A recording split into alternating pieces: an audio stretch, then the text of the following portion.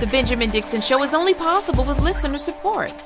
Go to www.thebenjamindixonshow.com to register for our blog and join the Progressive Army. You absolutely want to get a copy of today's full episode, not just because I need you to become a patron, but because of the stuff that I'm covering today.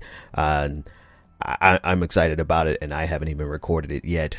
First up, I'm going to cover the denaturalization process that's been started by the Trump administration, targeting immigrants who came legally and went through the entire process of becoming naturalized citizens, now being targeted.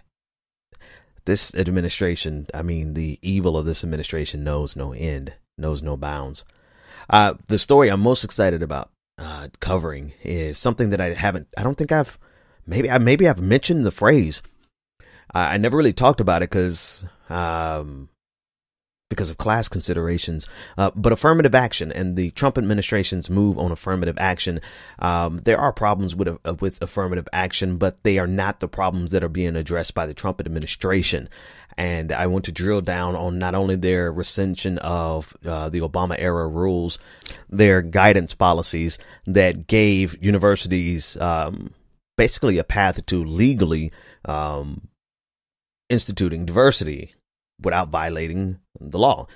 So we're going to go beyond that and discuss not only that, but the extent to which white supremacy is willing to sacrifice their own in order, or at least at the surface level, willing to sacrifice their own in order to attack black people. The fear of black people getting some equality in this country, and the use of Asian Americans as a foil, as a way of undermining affirmative action, even if it comes to the detriment of white people. So that's the story I'm most excited about. That's going to be in the patrons only section. And then last but not least, we all knew Timothy Geithner was a scumbag. But this recent report from the Washington Post showing exactly how much of a scumbag he is, leading up an organization, leading up a company that takes predatory lending to a new level.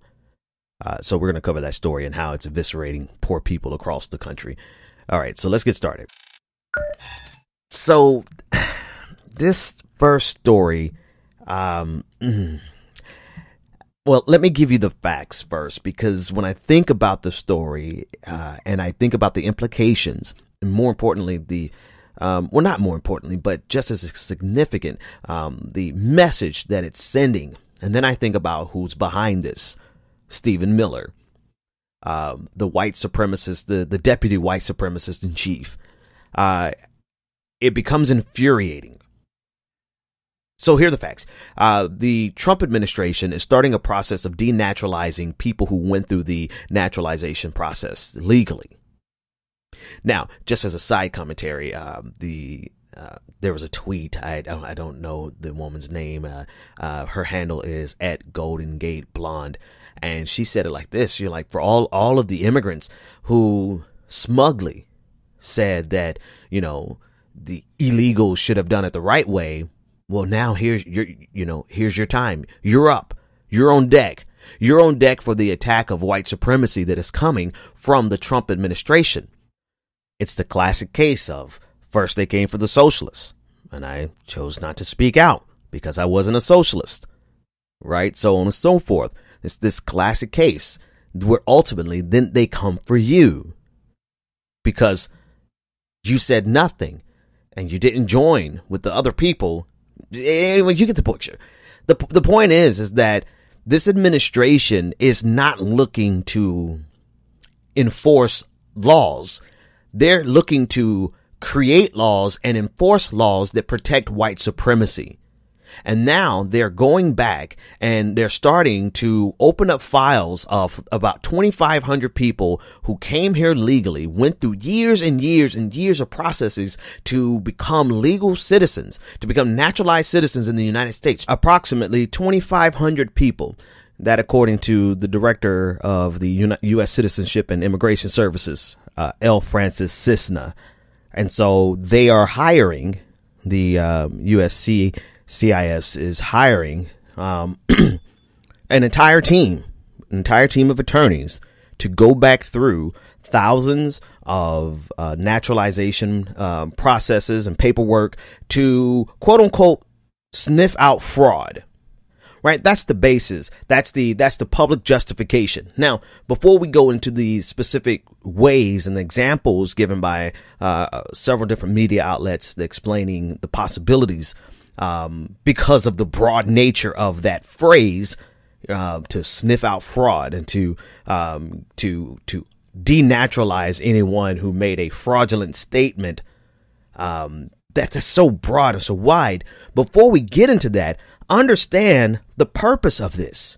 This is just a continuation in this administration's attempt to vilify immigrants of any type.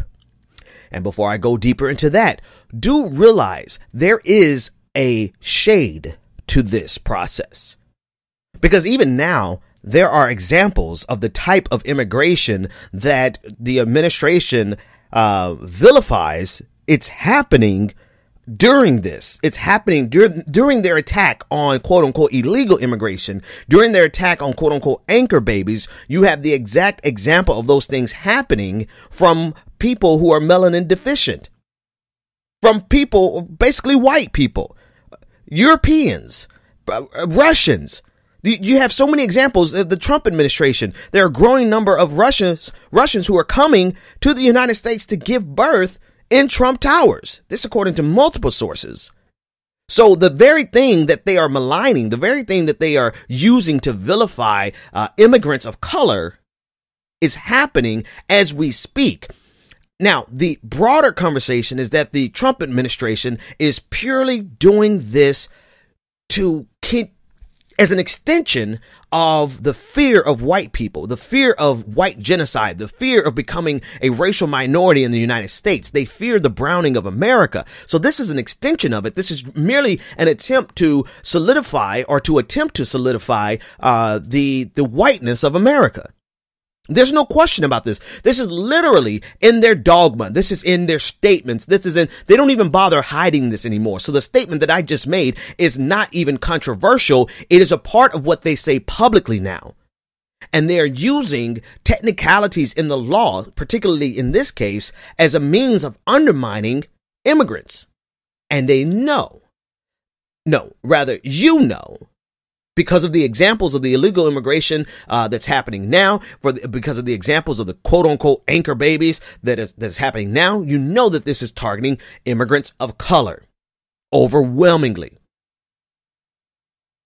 So this is all a part of the message that the Trump administration is sending, not just a message, but the actions that they're taking to harm. They're sending a message of fear to immigrants, but they're actively taking measures to harm immigrants. And the reason here's the other thing. The reason this is so important for us, human beings in general, it's because of the way and the treatment of any individual. But more specifically than that, it is the demeanor, the tenor, and the intentions of this administration that is setting the precedent, that is setting the stage for gross human rights violations, that are actually carrying out gross human rights violations. There is nothing about what the Trump administration is doing that's beneficial to anyone except white supremacists. Period. And so for anybody black listening to this, I mean, you're on my station, so you obviously know that I'm black. Anyone black listening to this and actually think that these policies are beneficial to you, this denaturalization process is probably going to hit some of you. It's most certainly, it potentially could hit second or third generation white Americans who have immigrated here. It's going to hit like their parents, at least the second generation. Their parents are still alive. It could hit them if they were going to focus on white immigrants equally as they would people of color immigrants of color. But the reality of it is, it's going to hit black people and brown people the most. And for you, again, to finish my thought, for you who think that this is irrelevant to you, or this is somehow, perfect for black, for whatever, the idiocy that is abounding in black nationalist circles is staggering. But the fact of the matter is that it's going to hit some people you're related to. It's going to hit people that you are, that your folks, your family, your crew. Somebody's mother is getting ready to be denaturalized. Somebody's mother who went through the process legally is getting ready to be denaturalized. All right. So anyway, in terms of how they're doing this, let me get off my stoop and give you some specifics. In the terms of how they're doing it, they're going back and looking at all the paperwork. They're going through thousands of files. And they're looking at all the paperwork and looking for any potential example of fraud, any potential example of inconsistencies, anyone who didn't give them the accurate first name, anyone who may have falsified a statement. And on the surface of it, that looks like, oh, well, that's reasonable. We don't want those type of people in our country anyway. I was reading, let's go through a couple of examples because I think it's the perfect way to demonstrate it. I was reading an article by Masha Gessen of the New Yorker. And in his immigration process, there's a question. There's a question that asks about your sexuality. There's a question that asks about if you have any type of sexual deviancy. Now, at the time this was written, obviously they're talking about anyone who's not heterosexual and cis, right? So his inclination, because he was gay, or he is gay, his inclination was to not answer that question because that could be the basis for you being denied citizenship. So, I mean, that's just one example. Another example given by NPR, The Takeaway, is anyone whose fingerprints are not consistent throughout the entire process. Now, on the surface, that looks fine. But if you're talking about going back to the 90s, which they are, you're talking about going back to the 80s and 90s, late 90s, mid 90s, then you're talking about a process where people who gave their fingerprints gave it on actual documents, on actual paperwork.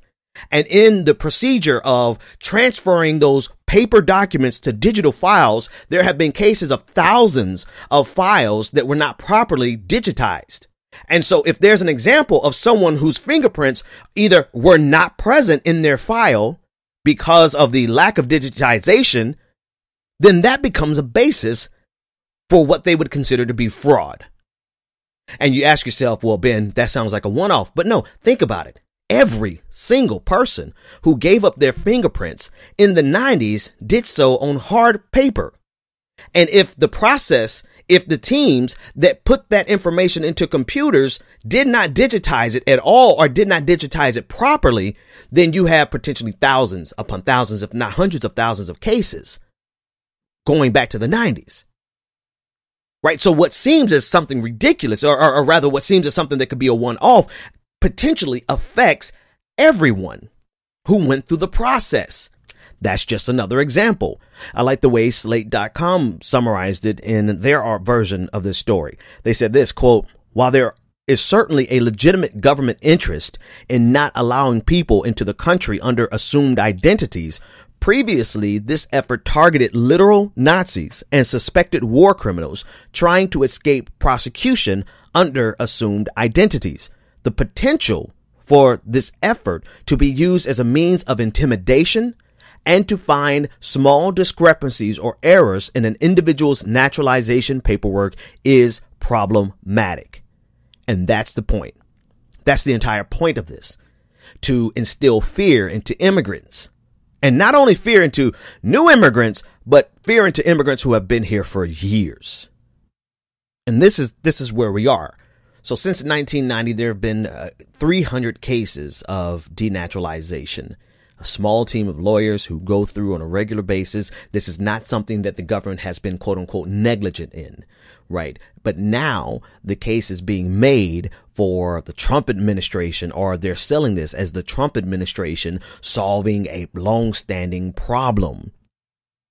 Cisna, according to Slate.com, Cisna said his agency is hiring several dozen lawyers and immigration officers to review cases of suspected fraud. He said, quote, we finally have a process in place to get to the bottom of all these bad cases and start denaturalizing people who should not have been naturalized in the first place.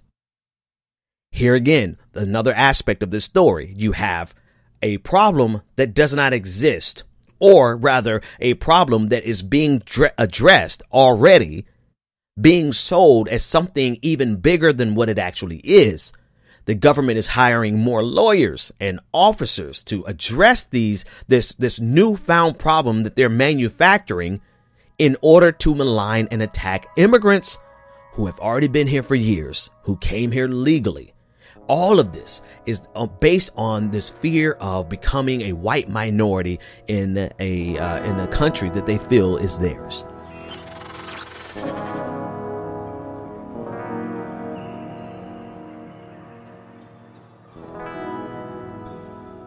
All right, let's talk about affirmative action. More specifically, the attack by the Trump administration on affirmative action and the use of Asian Americans by conservatives, by white conservatives, literally by white supremacy as a means of attacking affirmative action.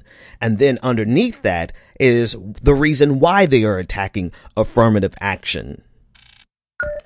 Be sure to go to patreon.com/the BPD show to get access to the rest of the episode. There's at least 25 minutes left in today's episode, and you definitely want to hear the rest of it.